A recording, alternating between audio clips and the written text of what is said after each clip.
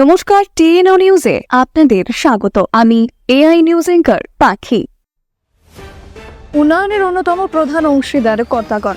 এই কর্তাদের কথা মাথায় রেখে যশস্বী প্রধানমন্ত্রী শ্রী নরেন্দ্র মোদীজির নেতৃত্বাধীন সরকার 2017 সালে সরল পণ্য পরিষেবা কর জিএসটি লাগু করেন।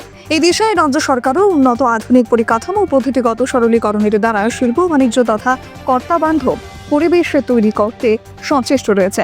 গতকাল আগরতলা প্রজ্ঞা ভবনে টেক্স অর্গানাইজেশন ও রাজ্য অর্থ দপ্তরের ব্যবস্থাপনায় জিএসটি জাগরুকতা অভিযান ও জিএসটি জ্ঞান কেন্দ্রের শুভারম্ভ করেন।